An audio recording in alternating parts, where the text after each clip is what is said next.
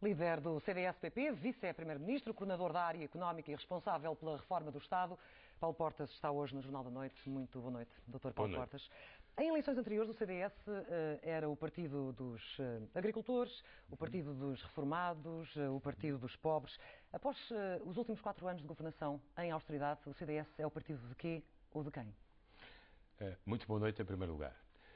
Eu chego ao fim destes 4 anos com sentido de missão cumprida, porque, como se recordará, tivemos aqui debates em 2011, eu olhei para esta circunstância de emergência nacional em que o país caiu, porque caiu em bancarrota em 2011, dizendo: a minha primeira missão é acabar com o protetorado. Ou seja, eu quero recuperar a liberdade de Portugal, não quero o meu país, muito menos a democracia em que eu acredito, co-governada por um sindicato de credores.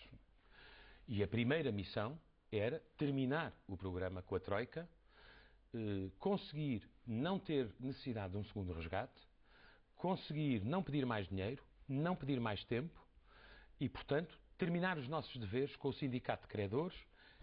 Há um ano, 17 de maio de 2014, fechou o programa. E isso fez desonrar as suas bandeiras? Não, vamos por partes relativamente àquilo que citou.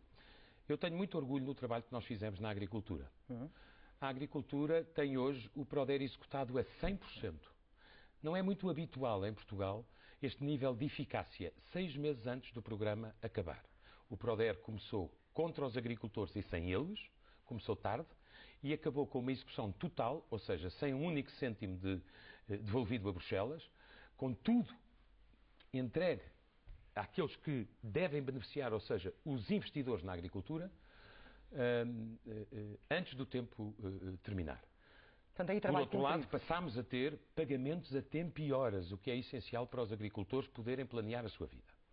E fizemos uma boa negociação, todo o Governo, da nova Política Agrícola Comum. Na questão das pensões, eu tive sempre como linha de fronteira, em primeiro lugar, a defesa daqueles que são mais pobres dentro da pobreza portuguesa, que está muito concentrada nos mais idosos. Porque Portugal evoluiu muito nestas últimas 4 décadas em termos de progresso social e económico, mas herdámos ainda uma geração do tempo em que não havia Estado Social. E eu tenho a convicção de que fiz alguma coisa justa, procurando contribuir com os meus parceiros de governo para que as pensões mínimas sociais e rurais, que estavam congeladas antes da Troika chegar, pelo governo socialista, tivessem a recuperação de rendimento que lhes permitisse, pelo menos, não ser afetados pela inflação. Portanto, não acha que defraudou de alguma forma os mais velhos? Eu reparo uma coisa. Todos nós nos lembramos da TSU dos pensionistas e da forma como o Dr. Paulo Portas disse que era uma matéria de princípio, que era uma fronteira que não podia deixar passar. E depois, qual é a credibilidade do Dr. Paulo Portas quando, um ano depois, vem dizer que sim à contribuição de sustentabilidade? Foi, aliás, acusado pelas associações de reformados de ter 2 caras, se bem se lembra. Tenho uma só. E assim como nós aumentámos as pensões mínimas sociais e rurais, que estavam congeladas antes, e são os mais pobres, são 1 milhão de pessoas, há aí um pequeno detalhe que não está certo. Qual é? Mas é interessante que a pergunta seja feita. É que a TSU das pensões não avançou. E uma das batalhas... Não deixou avançar também a contribuição. Sustentabilidade claro, não é exatamente a mesma coisa? Não é. Vamos lá ver. Então, faça a diferença. Vamos lá ver. Os pensionistas, os 14% que tinham SES, que são pessoas tão respeitáveis como as outras, não é por terem um rendimento melhor que são menos respeitáveis, os 14% tinham SES e a SES, o Governo disse sempre, não voltará. Terminará e não voltará. Era extraordinária. Espera, só um segundo. O que aconteceu na 7ª avaliação foi que a Troika queria que, além da SES, existisse aquilo a que eu chamei a TSU das pensões. E eu disse, oponho-me. Espera. E a verdade é que, no quadro do Governo, chegámos a um acordo e a medida deixou de ser obrigatória e passou a ser facultativa. E, portanto, nós não precisámos de fazer, o que seria profundamente injusto, uma segunda SES em cima da SES. Espera. Sim. Depois a SES terminou. E aquilo que o Governo fez foi uma proposta de contribuição de solidariedade seguindo os critérios do Tribunal Constitucional, onde, chamou a atenção, os aposentados recuperavam de uma vez só 45% a 75% do que tinha sido perdido. Ou seja, é preciso só que as pessoas percebam isto. A SES já cá estava antes do Governo estar, não foi iniciada por este Governo, fechou com este Governo como tinha que fechar. O que a Troika queria era que, além da SES, existisse uma TSU das pensões e o Governo português opôs-se. E para o fim da SES, a proposta que o Governo fez foi uma proposta que recuperava 45% a 75% do valor que tinha sido retirado. O senhor não encara como uma TSU também dos pensionistas? Não, mas repare, claro, eu só estou a chamar a atenção. É que é preciso lembrar o discurso que eu fiz na altura. Eu não aceitei a acumulação. Era profundamente injusto. Os reformados já tinham que pagar a sobretaxa de IRS, já tinham que pagar a SES e a Troika queria a chamada TSU das pensões. Eu acho que fiz bem, como muitos outros dentro do Governo, em dizer não. Isto não pode ser. E essa parecia uma matéria resolvida. Repare uma coisa. Qual é o pior inimigo do Estado Social? É o Estado falido. Quando o Estado está em falência, há muito pouco dinheiro para fazer política social. Ao conseguirmos aquilo que os portugueses conseguiram com o seu esforço e com a sua atitude, nos últimos 4 anos, nós ganhamos margem de respiração e margem de manobra dentro da prudência orçamental para poder concentrar os próximos 4 anos na questão social, que eu considero muitíssimo relevante. Doutor, mas como sabe, para uma grande maioria de portugueses, o que houve foi nestes 4 anos corte de salários, corte em pensões, aumento da pobreza, do risco da pobreza, desigualdades, desemprego, o que nos leva à força que o CDS tinha nesta coligação em momentos-chave, em momentos decisivos. Por exemplo, teria sido importante devolver já este ano parte da sobretaxa aos contribuintes. Porque é que não conseguiu fazer valer essa sua convicção? Uma coligação é um exercício de compromisso permanente. Aqui e na esmagadora maioria dos países da União Europeia que são governados em coligação. E, portanto, se há 2 partidos, cada um terá a sua ideia e nós temos que chegar, numa mesa parecida com esta, a um acordo. Chegar a um acordo significa que eu tenho que transigir numa parte e o PSD transigir noutra parte. Em algumas matérias nós teremos mais vencimento, noutras matérias, naturalmente, é o partido maior, assim não acontecerá. Mas muitas vezes chegamos a um compromisso. E eu creio que o compromisso a que chegou em termos fiscais é um compromisso positivo. Porquê? Nós fomos obrigados a criar a mais injusta de todas as medidas destes 4 anos, chamada sobretaxa, que atinge pensionistas e atinge ativos, trabalhadores. Por causa de decisões do Tribunal Constitucional que eu não vou discutir, mas toda a gente sabe o que é que aconteceu. Sim. Tivemos, portanto, que ir pelo lado da receita e não pelo lado da despesa. Essa sobretaxa nós sempre a olhamos como excepcional. É muito raro os aumentos de impostos voltarem para trás. Mas eu nunca prescindi desse ponto, como aliás o Primeiro-Ministro nunca prescindiu desse ponto. Mas o senhor achava que este ano já era possível fazer essa Chegámos dedução. a um compromisso, e vai ser. Mas o Primeiro-Ministro dizia-me que tinha sido uma questão de prudência. Significa que o senhor estava a ser imprudente quando nós chegámos a um acordo. Não, isso cada um fará a valorização que entender. Chegámos a um acordo. Sobre o IRS de 2015, existe um crédito fiscal em relação à sobretaxa. Qualquer cêntimo a mais na receita, em vez do Estado ir buscar e se apropriar do excesso de receita, é inteiramente dedicado à devolução da sobretaxa que, sobre o IRS de 2015, acontecerá em 2016. E, portanto, como a evolução da receita tem sido, desse ponto de vista, moderadamente positiva, é expectável que as pessoas venham a recuperar já em 2016 sobre 2015 uma parcela significativa da sobretaxa. Eu acho que foi um acordo razoável. Mas não é apenas isso. Não causou qualquer tipo de frustração. Foi uma batalha longa, como sabemos. Atribuíram uma proposta para diminuir meio ponto. E se as pessoas vierem a recuperar mais do que meio ponto através do crédito? É essa a sua expectativa? Vamos ver a evolução dos números. Mas há outras coisas que me parecem muito importantes nessa matéria. É que a minha prioridade absoluta é eliminar a sobretaxa. Porque é a mais injusta de todas as medidas sobre quem trabalha, sobre quem tem rendimentos de pensão e é, como o nome indica, uma sobretaxa. Portanto, não é normal. Acelerar o calendário também. Se o crescimento económico o permitir, pode ser acelerado. Mas o que nós dissemos foi, vamos começar a devolver a sobretaxa em 2016, depois mais em 2017, mais ainda em 2018 e o residual em 2019. Ou seja, a eliminação completa da sobretaxa. Depois vamos recuperar os salários da administração pública, a um ritmo possível, provável, de 20% de recuperação ao ano. O que quer dizer, o que foi excepcional, excepcional foi. O Estado cumpre a sua palavra dizendo: eu vou remover aquilo que só por circunstâncias excepcionais tive de fazer. Isto significa... Tive de fazer... Deixe-me só dizer isto. Recuperação de rendimentos. É por isso que eu não estou tão de acordo, se me permite só esta divergência, com o fundamento da sua pergunta. Sim, nos últimos 4 anos, porque o país estava em bancarrota, Clara. Sim. Ninguém sonha o que é governar um país que estava a poucas semanas de não ter sequer reservas para pagar pensões ou salários. Foi isto que nós recebemos. E o nosso primeiro compromisso foi arrumar a casa. E os portugueses, com a atitude que tiveram, concordando com o governo ou não, foi arrumar a casa para ganhar o direito a ter, os próximos 4 anos, com mais confiança e com mais esperança. Isso eu não tenho dúvida nenhuma. É aí que eu entro em diferença consigo. Nos próximos 4 anos... Com certeza. Nos próximos 4 anos nós não vamos ouvir falar de Troika, vamos ouvir certamente falar de Portugal.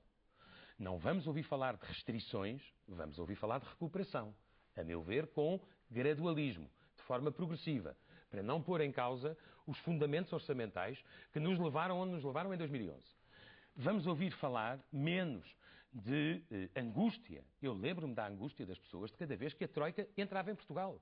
E vamos ouvir falar mais numa esperança que eu diria moderada, mas sustentada. Mas falando de angústia, já iremos falar da questão do desemprego. E vamos falar de mais de oportunidades do que dificuldades. Uma nota final, antes de seguirmos para o desemprego, é se o Governo deve um pedido de desculpas ou um obrigado aos contribuintes da ADSE. Eu acho que o Governo deve, em geral, ao país, um enorme obrigado e de reconhecimento por aquilo que os portugueses fizeram. Clara, permita-me dizer uma coisa. Mas estamos a falar de algo que o Governo... No caso da ADSE, também há aí, se me permitir, pode ser que esta entrevista tenha também uma função pedagógica. Aquilo que foi dito não é exatamente verdade. Primeiro ponto. O dinheiro das contribuições da ADSE é dos trabalhadores que contribuem. Não há um cêntimo desviado da ADSE. Terceiro ponto, e este não foi dito. Toda a vida, as contas da ADSE fizeram parte do orçamento, ou seja, refletem-se no déficit. Se forem melhores contas, refletem-se melhor. Se forem piores contas, refletem-se pior. A ADSE, como sabe, é um sistema particularmente vantajoso. Tem uma cobertura de saúde que alguns até consideram melhor e mais vantajosa do que o Serviço Nacional de Saúde. Serviços com qualidade custam dinheiro, como é evidente. A contribuição deu sustentabilidade à ADSE. Dir-me-á, este ano terá havido excedente. Sim. E quem é que me garante que para o ano não há déficit, visto que as despesas de saúde não são estáticas? Eu acho que nós devemos ter uma posição absolutamente aberta nessa matéria. A ADSE pode vir aumentar benefícios, e já são muito bons. Repare, 1.300.000 pessoas estão na ADSE. As que saíram são mínimas, porque é um sistema livre. Eu não sou obrigado a estar na ADSE. Posso estar apenas no SNS e fico com os 3,5% para mim. Agora, pode vir a reduzir a contribuição. Não tem uma sangria. Não, de todo. O sistema é muito bom. Abrange coisas como a área, creio eu, dos dentistas, a área da oftalmologia. Há coisas que outros serviços não cobrem e que a ADSE cobre. Os serviços bons custam dinheiro. Têm de ter sustentabilidade. Se no futuro, numa análise criteriosa, se verificar que se deve abrir a ADSE a mais gente, tenho uma posição aberta. Que se deve aumentar o grau de benefícios da ADSE, tenho uma posição aberta. Que se deve reduzir a contribuição, tenho uma posição aberta. Dr. Paulo Portas, em relação aos números de desemprego, sim, senhora. Estes últimos, então, geraram um grande debate depois daquilo que disse o Primeiro-Ministro, com a bandeira dos 175.000 empregos criados. O senhor que tantas vezes defende a seriedade em política, acha correta a forma como o assunto está a ser colocado, com as balizas que o Governo escolheu? Deixe-me dizer-lhe o seguinte, para mim, os desempregados não são números, são pessoas. E são pessoas à volta das quais existem famílias. E ter um filho, um irmão, um pai ou uma mãe desempregado é uma coisa que não afeta apenas o desempregado, afeta o todo familiar. Há um lado nesta matéria que é puramente estatístico e depois há um lado que é a verdadeira pergunta: qual é a tendência do desemprego neste momento em Portugal? Esta é a pergunta que interessa aos 13% que ainda estão no desemprego e que ainda não encontraram um posto de trabalho. Estão nas estatísticas do desemprego, Dr. Certo, mas eu estou a procurar fazer esta discussão no plano direto para as pessoas. Quer dizer, Do ponto de vista estatístico, e os critérios não se alteraram, a única coisa que é relevante é que o desemprego chegou a estar em 17,5%, está neste momento na casa dos 13%. Dito isto, se nós não soubermos humanizar com muita sensibilidade esta discussão e fazê-la rigorosamente, aqueles que ainda não tiveram uma oportunidade de emprego, refiro-me a jovens, refiro-me a mulheres a partir de uma certa idade, refiro-me a desempregados de longa duração, devem achar que os políticos vivem noutro planeta, que não o da casa deles, onde o indicador macro ainda não chegou ao micro, à vida deles. Agora, qual é a pergunta relevante? De facto, em primeiro lugar, vamos ser frontais, Clara. Depois daquele resgate e daquela recessão, não era possível que o desemprego não aumentasse. Aumentou em todo o lado, nos países que, infelizmente, caíram na bancarrota. A questão está em saber qual é a tendência. A tendência é positiva ou é negativa? A tendência é mais positiva do que negativa. Nos últimos 2 anos, de facto, criaram-se 175 mil novos postos de trabalho. E eu não recomendaria a ninguém, tendo falado como falei, sobre aqueles que ainda estão no desemprego, eu não recomendaria a nenhum líder político que desprezasse ou menorizasse o facto de 175 mil pessoas terem tido uma oportunidade de trabalho. Eu não ignoro o saldo negativo, nem está em relação a isso. Mas toda a gente, eu responsabilizo quem trouxe o resgate, o memorando e a recessão a Portugal por aquilo que aconteceu do ponto de vista do emprego. Não tenho nenhuma dúvida sobre isso. Mas, de qualquer forma, e acho que o Partido Socialista devia ter uma grande humildade nessa matéria. Qual era a pergunta mais indicada? Eu faço-lhe uma pergunta que eu acho que é relativamente indicada em relação às pessoas que estão lá em casa. Assim, imagine, Clara, que está na situação de desemprego. A sua primeira prioridade é quem é que me garante que há mais oportunidades de trabalho. A tendência não chega, mas há uma discussão que é importante. O que é que cria emprego, Clara? Cria emprego, do nosso ponto de vista, o investimento. E o investimento depende de quê? Da confiança. Se nós tivermos o clique da confiança, e neste momento Portugal tem os indicadores de confiança mais altos na sua economia desde 2002, consumidores, e desde 2008, empresas, se houver confiança, há investimento. Se houver investimento, há criação de postos de trabalho. Eu sei que... Deixe-me avançar com a pergunta em relação ao desemprego, porque é uma pergunta que eu ouço muitas pessoas fazerem quando ouvem os números oficiais do desemprego, e eu tenho aqui um barómetro das crises do SES, que é, como sabe, perfeitamente independente, da Universidade de Coimbra, em que eles dizem que pela primeira vez o desemprego oculto ultrapassa o desemprego oficial e que é uma falácia estarmos a falar de descida antes de estabilização. O que eu lhe pergunto é se todos aqueles que saíram das estatísticas, esses não contam? Esses Clara, não merecem a atenção do Governo?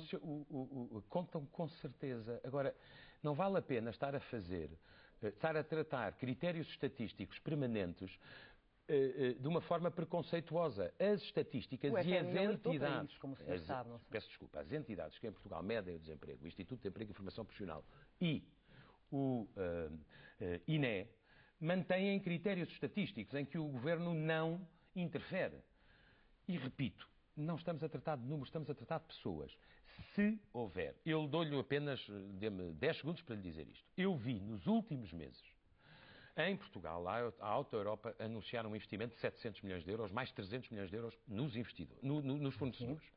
Vi a Embraer anunciar um investimento de 150 milhões de euros em Évora. Vi a PSA Veículos anunciar em Mangualde mais 40 milhões de euros. Vi a Faurecia em Bragança, não no litoral, anunciar mais 40 milhões de euros, mais 500 postos de trabalho. Vi a Bosch em Braga e em Ovar anunciar investimentos de 89 milhões de euros. E podia continuar. Ou seja, o que é que o senhor diz quando ouve aqueles que dizem que esta geração de jovens é uma geração condenada? Não acho de todo. Eu acho que nós vamos viver. É assim, é uma geração que é apanhada com enorme violência por um resgate que não merecia, porque o resgate tem origem na dívida e na irresponsabilidade da dívida. Quem é que é mais atingido? Todos, com certeza. Mas os jovens nem sequer autorizaram essa dívida. E são aqueles que... E não da responsabilidade das políticas deste governo. Repare uma coisa, vamos ver.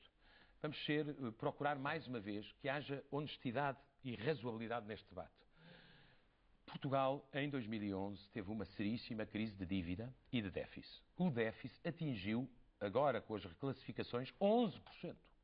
nós ficaremos este ano abaixo de 3 pela primeira vez e teremos finalmente acesso às regras de flexibilidade da União Europeia.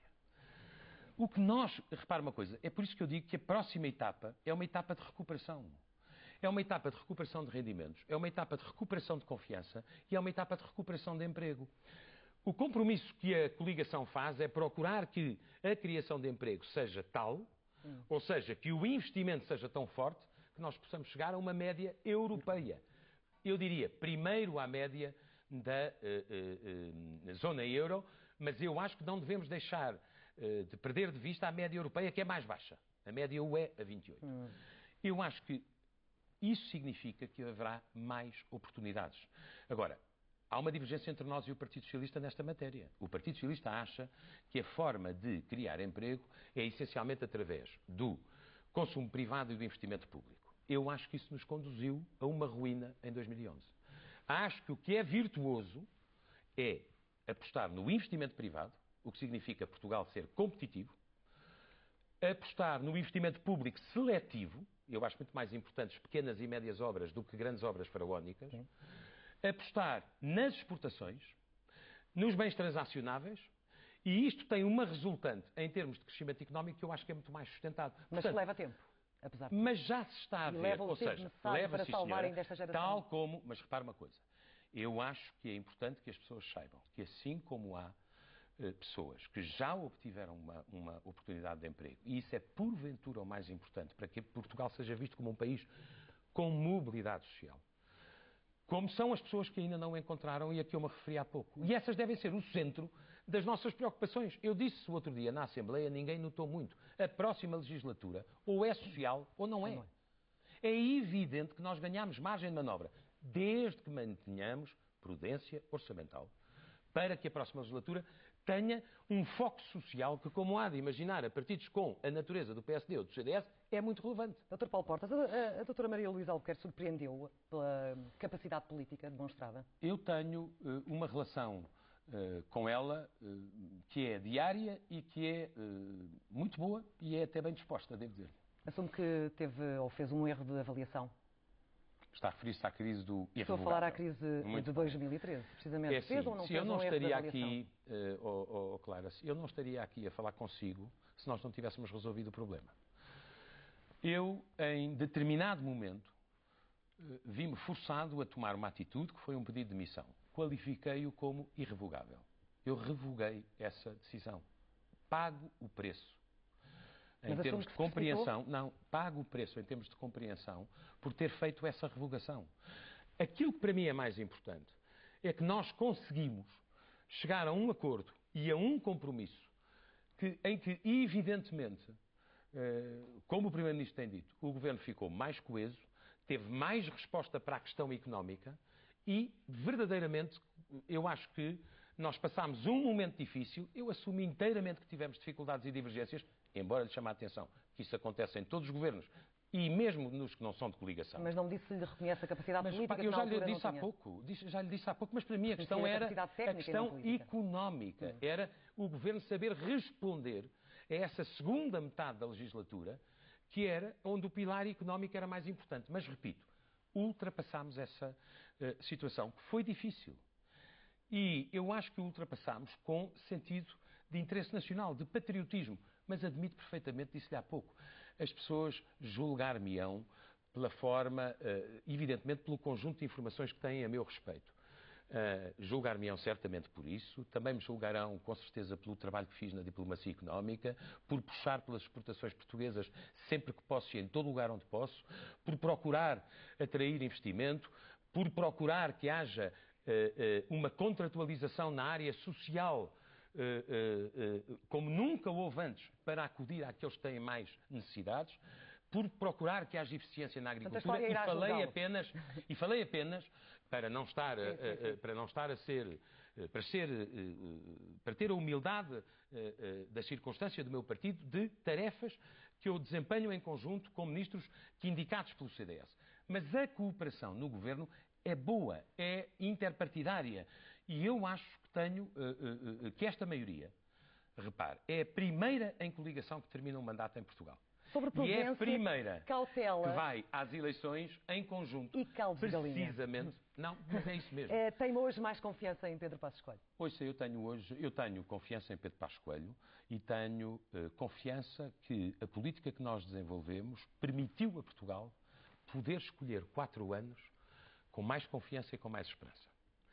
Eu costumo dizer uma coisa, sabe, quem viveu tempos de excepcionalidade dá um certo valor a podermos viver nos próximos 4 anos tempos de normalidade. Que a vida das pessoas, dos trabalhadores, dos reformados, dos contribuintes, daqueles que estão à procura de um emprego, tenha uma certa normalidade. E esse direito Portugal ganhou. Agora, há aqui um ponto que eu considero relevante. Eu acho que há um risco de voltar atrás. Sim, e tenho dito várias vezes. Falemos do cenário pós-eleitoral, que é aquele que ainda falta falar um pouco. O senhor, neste momento, é o líder há mais anos à frente de um partido, penso que sejam já 15, certo? Se vencer as eleições... Vai-me perguntar se a minha sucessão está aberta.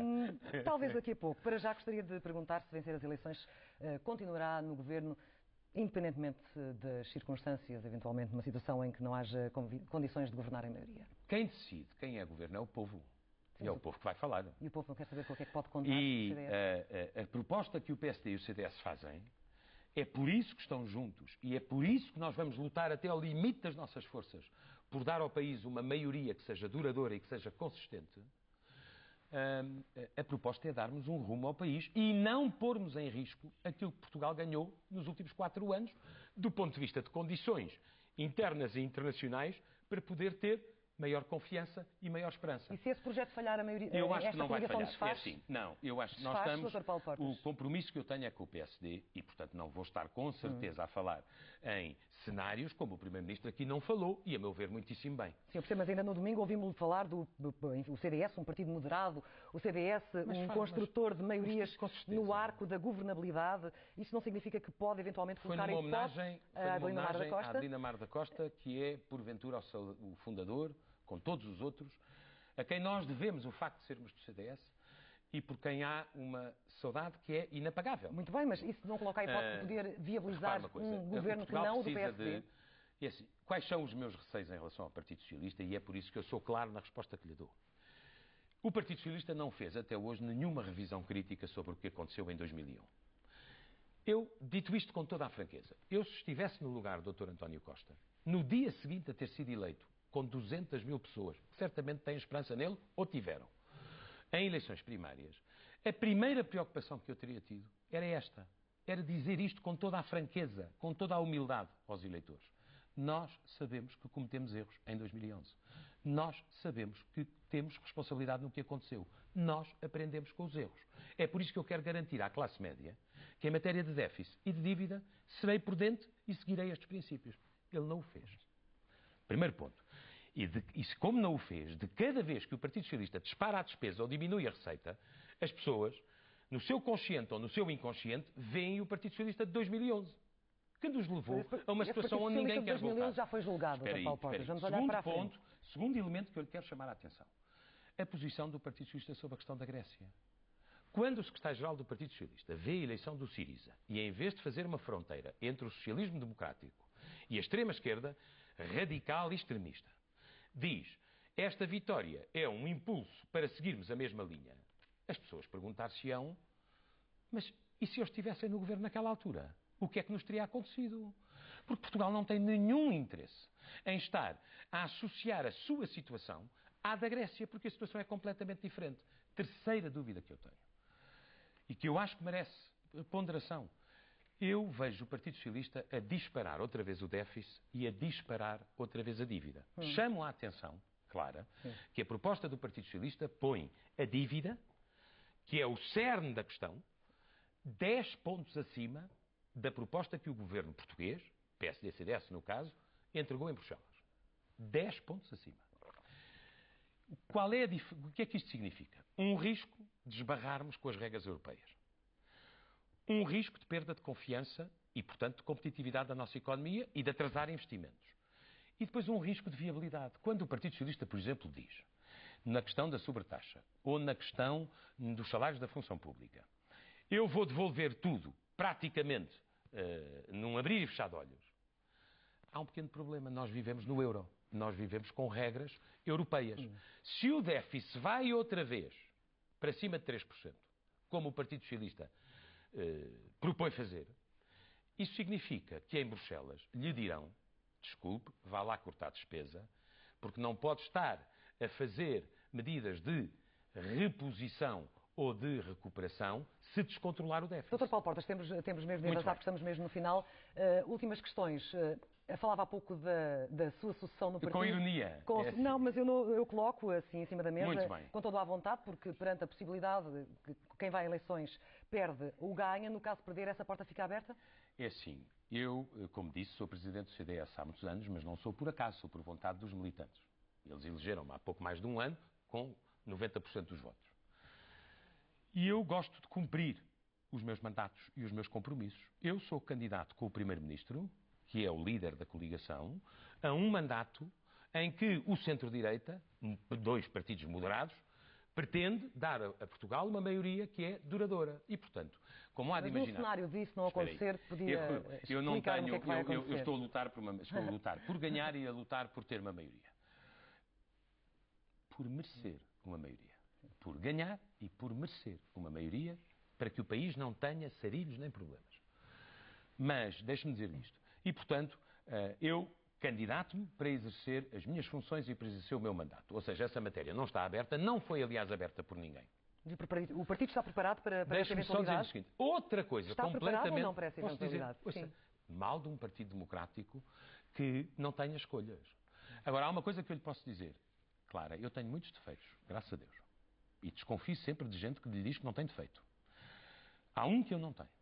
Eu sempre gostei de trabalhar com gente com mérito e com qualidade. Sempre que eu vejo uma pessoa na área do centro-direita com qualidade profissional, académica, cívica, vou falar com ela e peço-lhe para entrar no CDS. O CDS tem hoje em dia, a meu ver, ali entre os 35 e os 45 anos, mulheres e homens que são políticos de muito boa qualidade. Assunção Cristas, não há... ela. Ouça, estou a falar, podia falar-lhe do Nuno Melo, podia falar-lhe da Assunção Cristas, podia falar-lhe da Cecília Meireles, podia falar-lhe do Luís Pedro Mota Soares, podia falar-lhe do João Almeida, podia falar-lhe do Adolfo Mesquita Nunes, podia falar-lhe do Telmo Correia, do Nuno Magalhães. A pleiade de quadros do CDS com qualidade, eu acho que é significativa. Olhe para o recrutamento dos vários partidos. O CDS tem ali uma geração entre os 35 e os 45 que tem muita qualidade. Eu só lhe queria que percebesse isto. Para uma pessoa que preside ao CDS, que durante muitos anos foi criticada por ser o partido de um homem só, ter gente de muita qualidade, ter gente que eu sei que é capaz de agarrar o futuro, pode ter a certeza que é a maior tranquilidade que eu posso ter. Eu vivo nisso com uma alegria enorme. Eu quero, sempre foi uma marca do CDS, inicial, fundador, dar à democracia gente com qualidade. Nunca tivemos a maior votação, mas tivemos várias vezes a melhor bancada. Dr. Paulo Portas, e, portanto, hoje estou muito à vontade com isso, mas, repito, não está aberta, não foi aberta por ninguém. Eu estou aqui para exercer o mandato como candidato e acho que o CDS tem muita gente boa lá dentro. Muito obrigada pela sua presença hoje no Jornal da Noite. Paulo Portas, vice-primeiro-ministro, líder do CDS-PP. A próxima entrevista será com Catarina Martins, porta-voz do Bloco de Esquerda, na próxima terça-feira.